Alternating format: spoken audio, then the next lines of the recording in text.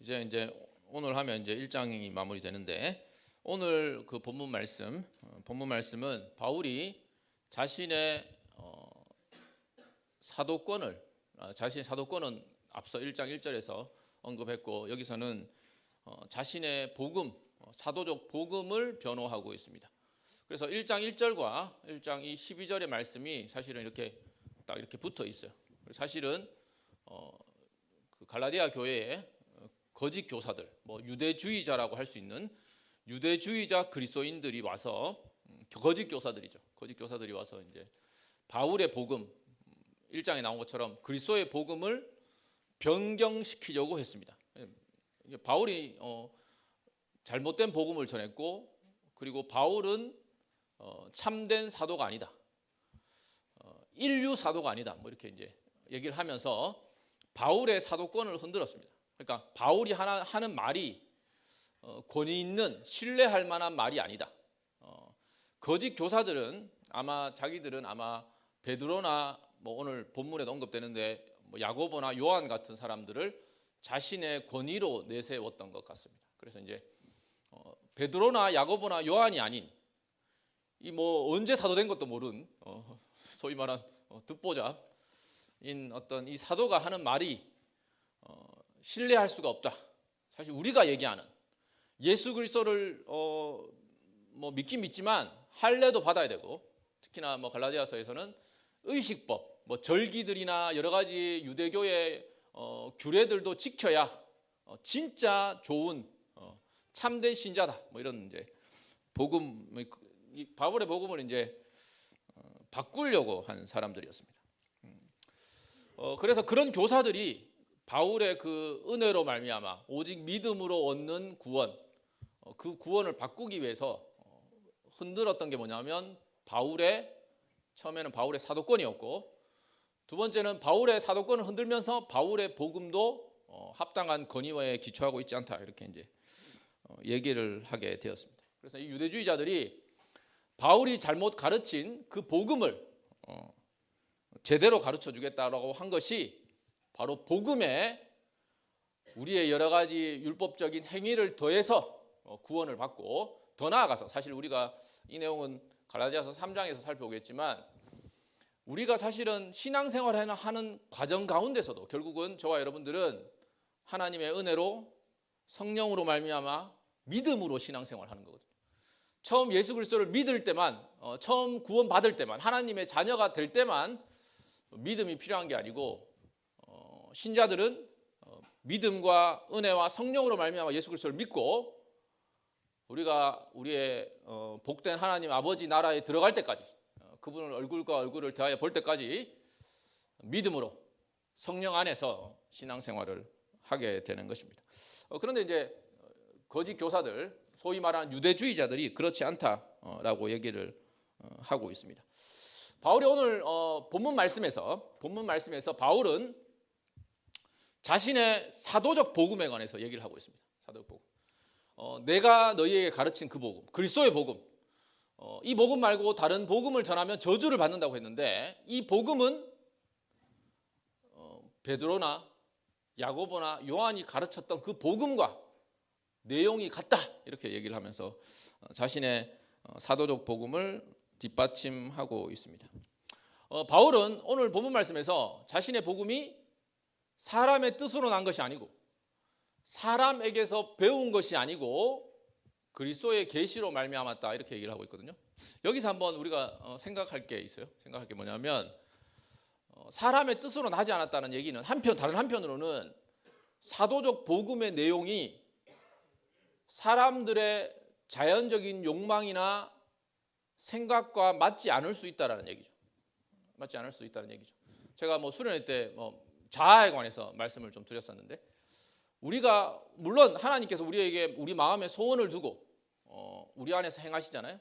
그래서 저와 여러분의 소원과 갈망이 하나님이 기뻐하시는 일일 수 있습니다. 물론입니다. 여러분이 만약에 주 안에 품고 있는 것들, 여러분이 삶에 갖고 있는 계획들, 그런 게 하나님께서 기뻐하시고 하나님의 뜻에 맞는 것일 수도 있어요. 그렇지만 만약에 그게 하나님의 뜻과 무관하게 그냥 우리의 개인적인 생각과 계획과 욕망이라면 이 복음과 맞지 않습니다. 복음과 맞지 않습니다. 단적으로 말하면 이 바울이 전한 복음, 그리스도의 복음, 다른 사도들도 전한 그 복음이 있고, 그리고 이 유대주의자들이 베드로나 야고보나 요한의 권위에 의지해서 전한다고 말하는 소위 말한 가짜 복음이죠. 가짜 복음의 굉장히 중요한 차이는 하나는 사람의 자연적인 욕망을 만족시켜 주는 거고, 다른 하나는 우리의 교만을 깨뜨리는 겁니다. 우리의 교만을 깨뜨리고 우리의 생각과 마음을 낮아지게 만듭니다. 물론 낮아진 자아가 그리스도 안에서 참된 만족을 얻겠지만, 갈라디아서 전체에 보면 유대주의자들이 전한 복음은 우리의 자아에서 비롯된 우리의 행동들로 말미암아서 자아가 부풀려지는, 뭐 더 쉽게 표현하면 교만해지는 그런 복음이었어요. 육체를 자랑할 수 있게 되는 그런 복음이었습니다. 그래서 6장 12절, 뭐 우리 본문 말씀을 알지만 6장 12절 말씀에 보면 유대주의자들이 말한 복음을 이렇게 요약을 해주고 있습니다. 특징을 요약을 하고 있는데, 갈라디아서 6장 12절 이렇게 말씀합니다. 바울이 이렇게 가짜 복음의 특징을 묘사하는데 6장 12절 이렇게 말씀합니다. 무릇 육체의 모양을 내려 하는 자들이 억지로 너희에게 할례를 받게 함은 그들이 그리스도의 십자가로 말미암아 박해를 면하게 한 뿐이라. 성경적인 복음은 하나님 예수 그리스도를 믿고 그분과 함께 동행하는 삶을 살게 하거든요. 그러면 주님의 뜻을 따라가면 박해를 받을 수가 있겠죠. 예수님께 산상수훈에 말한 것처럼 주님을 위해 핍박을 받는 사람, 의를 위해 핍박받는 사람은 복이 있고, 그리고 바울이 디모데에게 얘기한 것처럼 이 땅에서 경건하게 살려고 하는 사람은 다 핍박을 받게 됩니다. 왜냐하면 뭐 성경 전체에서 얘기하는 것처럼 세상에 속한 사람들은 예수 그리스도를 알지 못하고 그분을 반대해요. 적대합니다. 그래서 이제 핍박을 받게 하죠. 그렇지만 이 가짜 복음은 사람들의 인정을 받고 인간적인 것들을 자랑할 수 있게 만드는 그런 복음이었던 거죠. 바울의 복음은 그게 아닙니다. 바울의 복음은, 성경적 복음은 우리의 개인적인 생각과 욕심들을 그리스도와 함께 십자가에 못 박게 만드는 그런 복음입니다. 교만을 부추기는 게 아니라 예수 그리스도에 대한 사랑과 그분의 영광에 대한 갈망을 풍성하게 만드는 그런 복음이라고 할 수 있겠습니다. 그래서 바울은 1장 12절 13절에서 자신의 복음이 그리스도의 계시로 말미암은 것이라고 얘기를 하면서 이 거짓 교사들의 주장을 이제 반박을 하기 시작합니다. 그게 이제 13절부터 이제 쭉 내용인데, 13절 14절에서는 바울이 자기가 뭐 우리 회장님께서 기도할 때 잠깐 언급하셨는데, 바울이 예전에 예수 그리스도를 믿지 않았을 때, 유대교에 속해 있을 때, 거기에 열심 낼 때 있었던 자신의 부끄러운 과거를 얘기를 합니다. 물론 부끄러운 과거지만 바울에게 있어서는 이 자신이 예전에 예수 그리스도를 믿기 전에 유대교에 속해서 교회를 핍박하던 그 일을 아주 분명하고 상세하게 얘기를 하고 있습니다. 부끄러운 얘기지만 상세하게 얘기를 하고 있습니다. 자기가 얼마나 열심을 가지고 교회를 핍박하고 교회를 없애려고 했는지, 그리스도인들을 핍박했는지 얘기를 하고 있습니다. 그런데 재밌는 게 있어요. 1장 12절 13절에서 바울은 자신의 사도적 복음이 그리스도에게서 비롯되었다, 그리스도에게 계시로 받은 것이다, 이게 참된 복음이다, 이렇게 얘기를 하거든요. 그러고 나서 13절 14절에서는 자신이 얼마나 교회를 핍박한 사람이었는지를 얘기를 합니다. 그리고 계속해서 그 내용이, 전체 내용이 그렇게 이어지는데, 그 내용이 24절까지 이어지는데, 결국에는 우리가 잘 아는 것처럼 바울이 회심을 하죠. 다메섹 도상에서 주님을 만나고 회심을 하죠. 회심을 해서 이제는 바울이 열심으로, 예전에는 예수 그리스도를 믿는 사람들을, 그리스도인들을 죽이려고 애를 썼는데, 지금은 그리스도와 그리스도인들과 교회를 위해서 죽을 만큼 희생하고 죽으려고 하는 바울의 모습을 보여줍니다. 그러면서 24절에서 사람들이, 교회 사람들이 자기를 얼굴로 보지 못한 일면식도 없는 교회 사람들이, 그리스도인들이 자기로 말미암아서 하나님께 영광을 돌린다라고 얘기를 하고 있습니다. 근데 이게 중요합니다. 이 13절부터 이 전체 내용이 바로 바울의 복음이 사람에게서 비롯된 게 아니고, 자기가 만들어낸 것도 아니고, 심지어는 배운 것도 아니고, 하나님께서 그리스도를 통해서 자기에게 계시해 주신 것이라는 것에 대한 증거를 제시하는 거예요. 이런 내용입니다. 바울이 예전에는 교회를 핍박했습니다. 복음을 거부했어요. 복음의 도를 이단이라고 배척했습니다. 그렇지만 지금은 그 복음을 전하는데 목숨을 바치고 있습니다. 이렇게 질문할 수 있습니다. 바울이 이렇게 된 것이 자신의 노력과 결심과 사람의 일로 말미암은 겁니까? 아니면 하나님의 역사입니까? 하나님의 역사입니다. 바울이 이렇게 변화된 것, 바울의 삶이 완전히 바뀐 것은 바울이 이렇게 얘기를 하고 있는 거예요. 내가 이렇게 복음을 전하는 것, 너희들이 다 내가 어떤 사람이었는지를 알지 않느냐. 내가 이렇게 바뀐 것은 내가 단지 더 열심히 공부하고 노력하고 이렇게 해서 깨닫거나 배운 것이 아니고 하나님의 은혜의 역사다, 이렇게 얘기를 하고 있습니다. 그래서 사람들이 하나님께 영광을 돌린다, 이렇게 얘기를 하고 있는 겁니다. 여기서 중요한 기독교에 관한 변증이 있습니다. 변증. 제가 그 학교에서 변증학을 가르치거든요. 변증학이라고 하면 하나님의 존재나 아니면 기독교의 참됨이나 매력을 합리적으로 이제 논증을 하는 거예요. 다른 종교보다, 아니면 많은 경우 세상 사람들이 신이 없다라거나 아니면 기독교의 신이 없다라거나 이렇게 생각을 하잖아요. 그리고 아마 이 가운데 있는 많은 사람들도 신앙이라는 것이 불합리하다라고 생각할 수 있을 것 같아요. 불합리하다.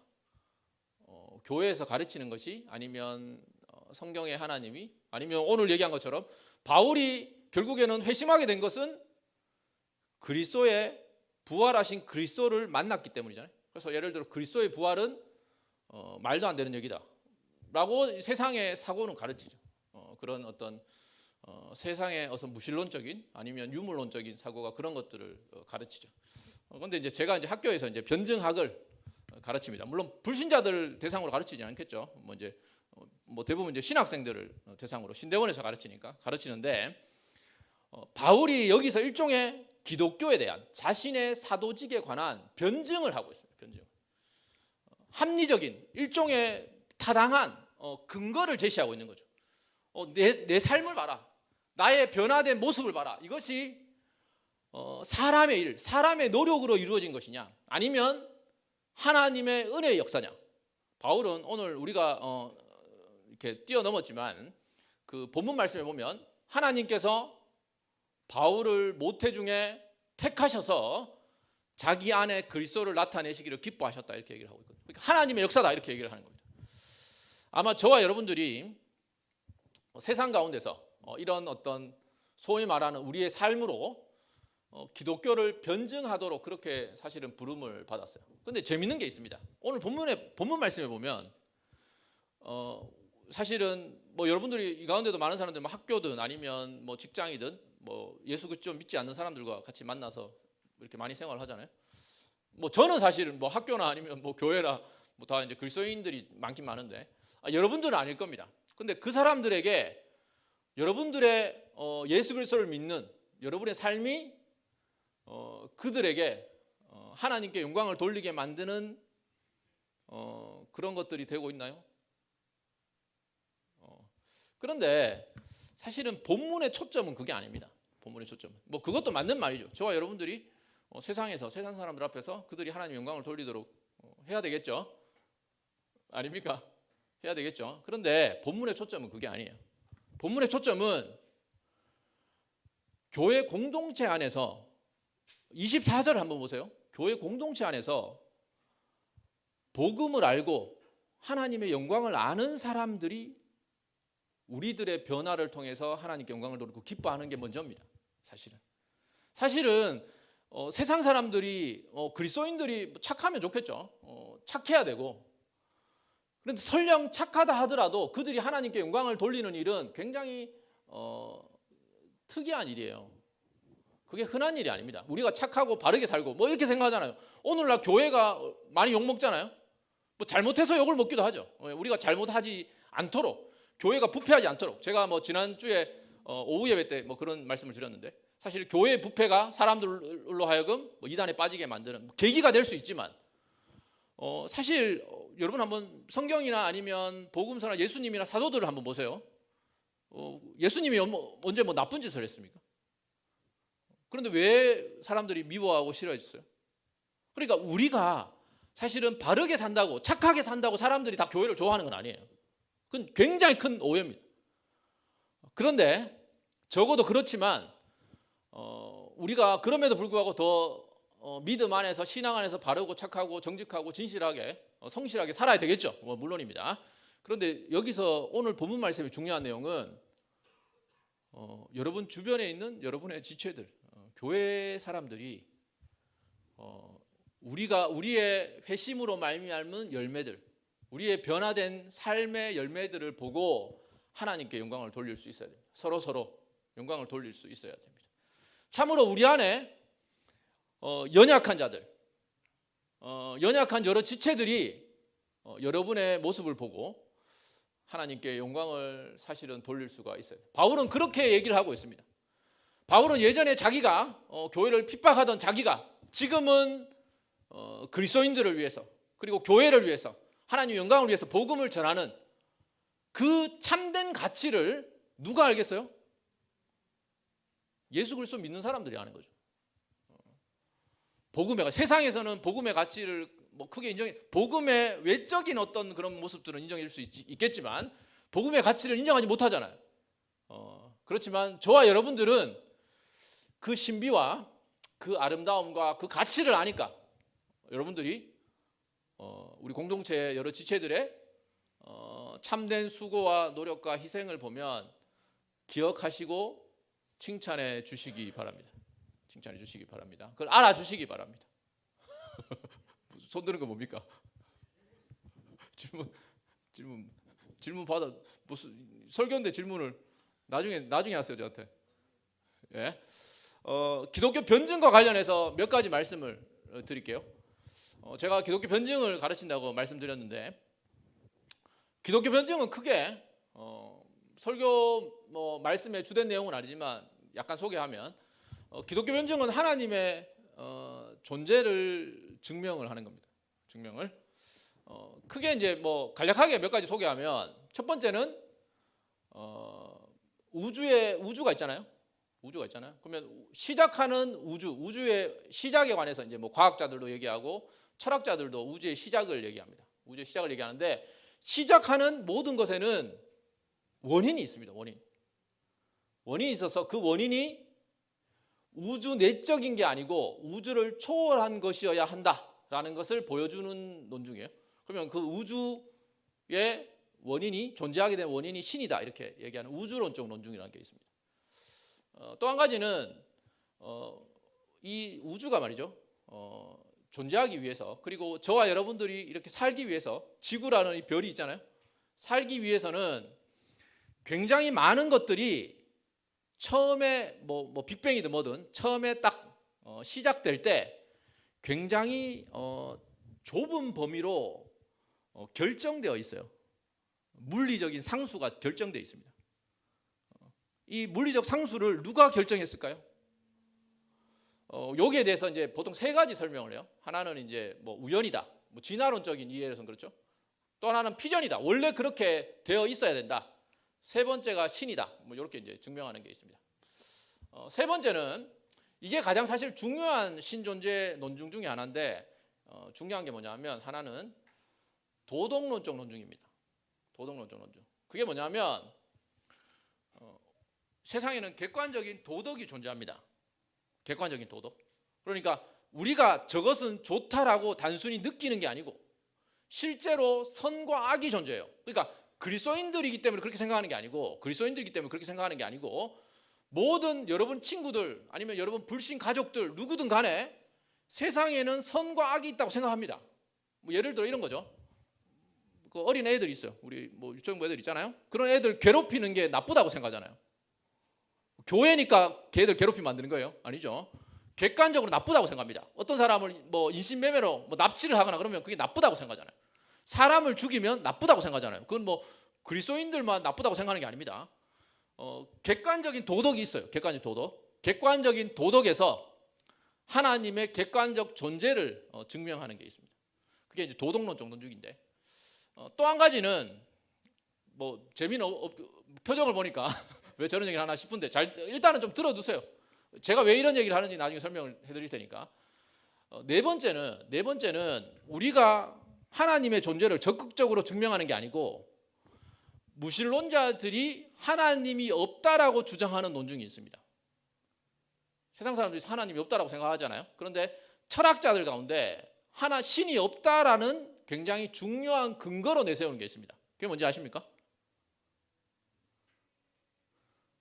세상에 존재하는 고통입니다. 고통. 부조리한 사고나 고통이 있잖아요. 여러분들이 그런 걸 경험하잖아요. 그리고 우리가 뭐 뉴스를 통해서나 이런 걸 보면 세상이 얼마나 끔찍한, 이해할 수 없는, 하나님이 계신데 왜 이런 고통과 악이 있을까라는 생각이, 예를 들어 이런 거죠. 우리도 사실 심각한 어려움을 겪으면 정말 하나님께서 나를 돌보실까? 아니면 심지어 거기서 더 나아가면 정말 하나님이 계실까? 이런 생각을 하잖아요. 한 번도 해본 적이 없으시군요. 자, 그래서 세상 사람들은 세상에 악이 존재하니까, 끔찍한 악이 존재하니까 어떻게 선하고 전능하신 하나님이 존재할 수 있을까라는 거죠. 이건 철학자들이 그런 주장을. 그런데 그게 논리적으로 하나님의 선하시고 전능한 하나님과 악을 조화시키는 그런 어떤 방식을 여러 가지 이유에서 제시함으로써 논박합니다. 마지막이에요. 이제 마지막으로 기독교 변증의 가장 중요한 변증이 뭐냐면, 다들 관심이 없어요. 변증이 뭐냐면 그리스도의 부활입니다. 부활. 그리스도의 부활. 제가 이 얘기를 하고 싶어서 서론적인 얘기를 길게 했는데, 그리스도의 부활을 증명을 합니다. 기독교 변증학자들이. 여러분들 그리스도의 부활을 믿죠? 죽은 분이 살아나셨다는 걸 믿잖아요.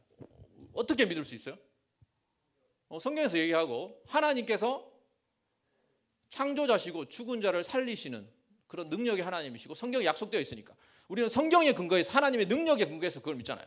잘 보세요. 기독교 변증은 아까 얘기한 것처럼 불신자를 대상으로 하는 거예요. 불신자나 아니면 신자지만 그런 성경적 진리에 합리적 근거를 원하는 사람이 있어요.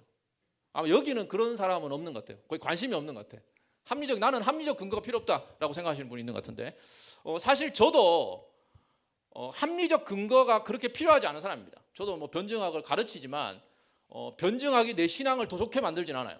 좋게 만들지 않지만, 그런데 교회 안에 그런 사람들이 있습니다.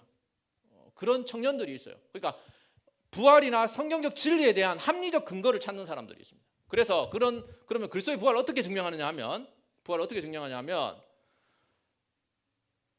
학자들, 역사학자들 있죠. 일반 역사학자들, 성경을 믿는 초자연적인 성경적 진리를 믿는 사람이 아니고 그냥 일반 역사학자들, 역사적 자료를 살피고 역사학자들 있죠. 부활은 안 믿는 역사학자들이 많단 말이에요.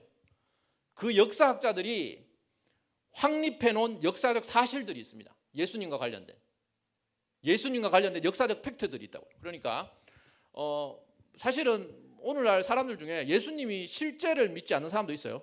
예수님께서 2000년 전에, 정확하게는 알 수 없지만 2000년 전에 예수님께서 팔레스타인 땅에 사셨다, 이런 것도 부정하는 사람들이 있습니다. 그런 사람들은 사실은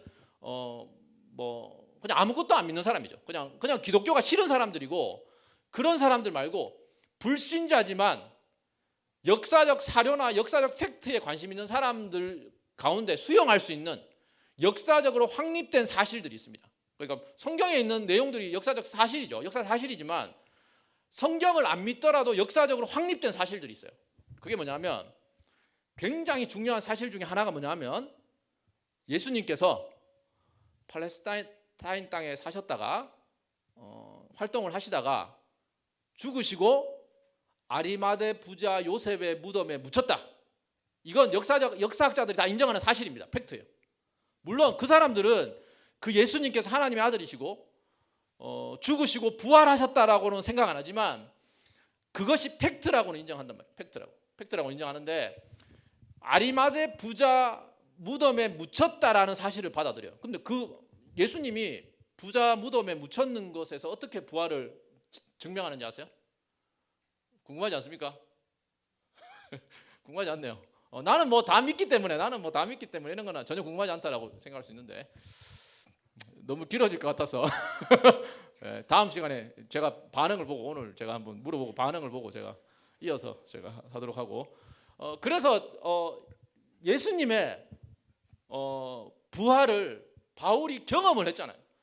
경험을 하고 그 바울의 삶이 바뀐 거예요. 바울의 삶이 바뀌었고 뿐만 아니라 그 이후에 우리가 읽은 부분 말고 그 사이의 내용이 어떤 내용이냐면 바울이 이 복음 그리스도의 계시로 말미암은 이 복음을 사도들에게서 배운 것도 아니다라는 것을 분명히 말하고 있습니다.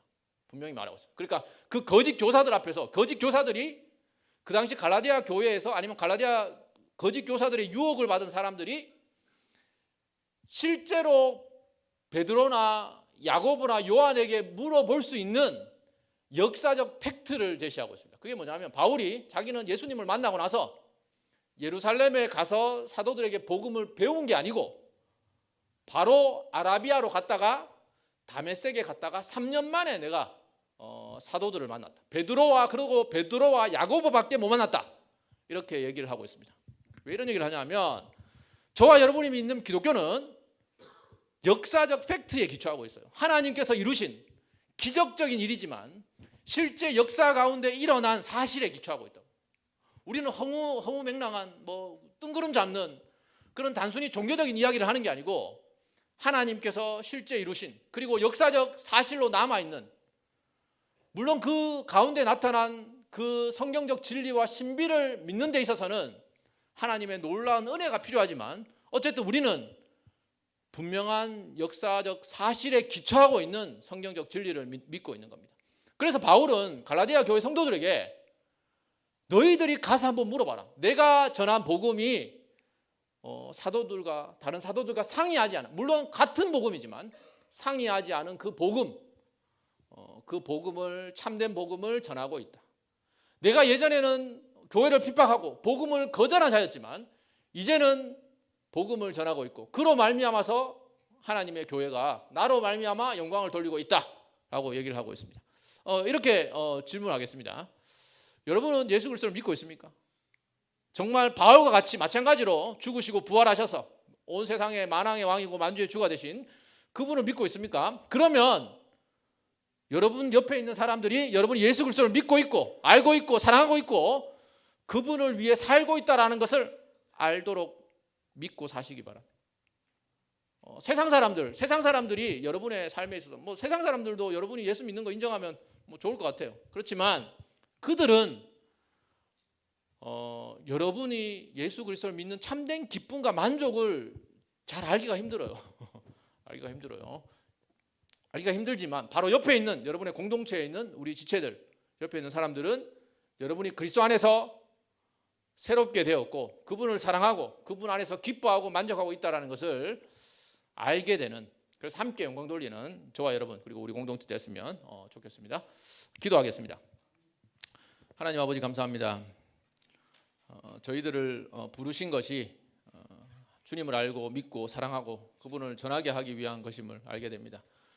우리가 예전에는 주님을 알지 못했고 주님을 거슬렀지만 지금은 우리가 주님을 사랑하고 주님을 따르고 주님을 서로 함께 믿는 우리 공동체 지체들을 사랑하고 그들과 함께 신앙생활을 하는 데 있어서 기쁨과 만족과 감사를 누리고 있음을 고백합니다. 하나님 우리가 이 믿는 예수 그리스도의 죽으심과 부활과 이 성경적 진리가 지어낸 얘기가 아니라 참으로 하나님께서 실제로 이루신 그리고 계시해 주신 그 진리임을 우리가 잊지 않도록 도와주시고 우리에게 하나님의 참된 진리가 있음을 기뻐하고 감사하고 떳떳해할 수 있는 우리 복된 청년들 될 수 있도록 은혜를 주옵소서. 감사를 드리며 예수 그리스도의 이름으로 기도드립니다.